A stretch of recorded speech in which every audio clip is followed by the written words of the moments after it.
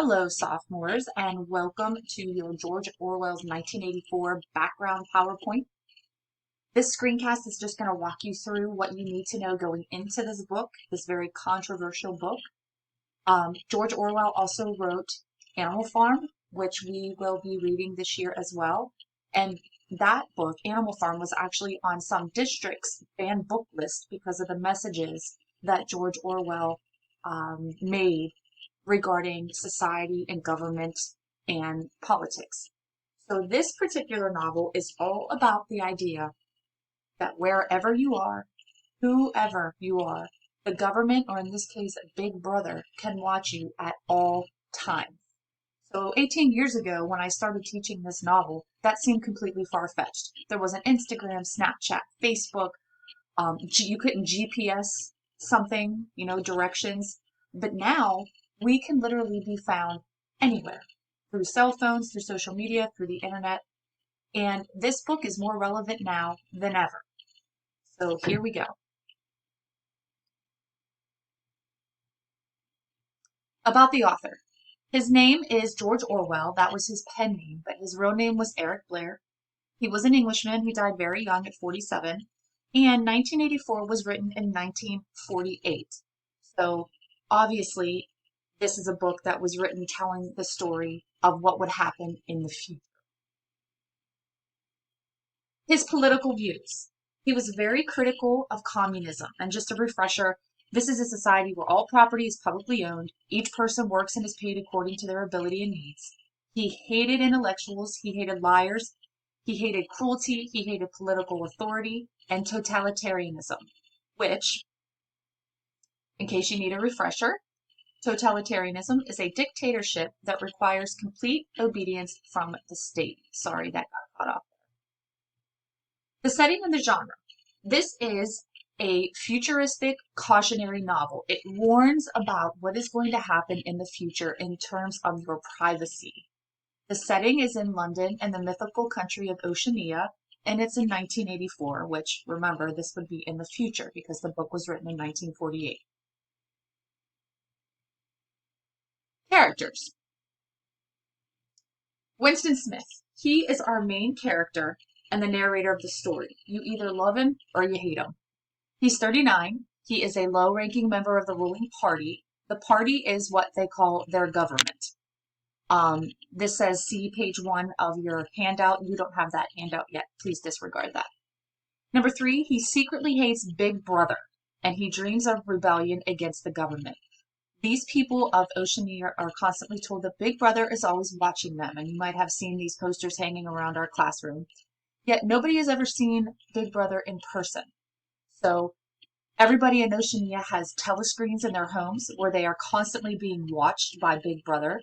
They are not allowed to do things like write in diaries, have free thought, and in order to make sure that doesn't happen or that somebody isn't planning rebellion, they are constantly watched through these telescreens.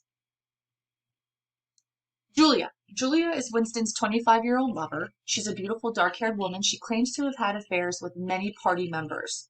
She is optimistic about the future, and her desire for rebellion is indifferent. So she is definitely a foil character to Winston. He, with everything in him, wants to overthrow Big Brother and the party, whereas Julia is just kind of like, whatever. OBrien. This is a mysterious character. He's a very powerful member of the inner party. Winston believes that he is a member of the Brotherhood, and the Brotherhood is just this legendary group of anti-party rebels. They kind of like collectively meet and talk about a way that they can come up with a plot to rebel against Big Brother and the party. And due to the fact that OBrien is an anti-party government, Winston trusts and admires him, but he never quite figures him out. Mr. Charrington. He is a kind and encouraging old man. He runs a little shop in the Pearl District, and in this shop it has all kinds of stuff and relics from the world before the war. And so you will notice that they talk about this war between Eurasia and Eastasia, and everything changed after the war. And so Mr. Charrington has all kinds of relics before this war where everything was, quote, normal. He rents Winston and Julia a room without a telescreen so they can carry on their secret love affair. In this city of Oceania, you are only allowed to be with or be sexual with the person you are married to. So in the case of Winston and Julia, they have to be very secretive. So Mr. Charrington rents them a room without a telescreen. Number 3, Mr. Charrington seems very supportive of Winston's rebellion against the party. Big Brother.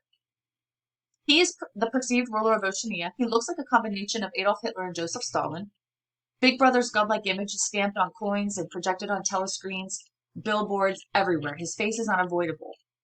And the message that they want the people of the city to know is that you are always being watched. The ranks. So if we lived in this city, Oceania, we know that it's a huge country ruled by the party, which is led by Big Brother. The inner party, which is 1% of the population, controls the country. So a very low amount of people control the whole country, which is kind of ironic. The outer party is 18% of the population, and they're controlled by the inner party. But here's the weird part. The proles, which are the poor people, they make up 81% of the population. They are the labor power who live in poverty, but they are powerful in numbers. So if anyone's going to plot rebellion, it's going to be the group that would be thought of last to do that. The proles, or the poor sector. Moving on, the Brotherhood is an underground rebellion organization, led by Emanuel Goldstein. Sorry, that got cut off. So when you want to plot rebellion, you go and you join the Brotherhood and you try to do so. Moving on. Oh my goodness. Okay, we'll go here. Doublethink. The manipulation of the mind by making people accept contradictions. So, in other words, if they were to tell you in this city 2 + 2 = 5, through doublethink, you would be led to believe it. So what it is, doublethink makes people believe that the party is the only institution that knows right from wrong. So even in the back of your mind, you know 2 + 2 = 5. You would be so brainwashed that you would start to second guess yourself and think, doublethink, wait, is it really 5? 2 + 2 = 5? Finally, take a look at this movie trailer / music video by the band Muse. It's their song Resistance, but it is set to various scenes from the movie 1984, which we will not watch the entire movie. It is rated R. We do watch several scenes, though, as we get to various parts in the novel. But before you do that, let me go back to the slide that I missed. Can't do that. We will talk about it in class. All right, so go ahead and take a look at that video. And don't forget to complete today, Thursday's discussion question, which is based on the screencast.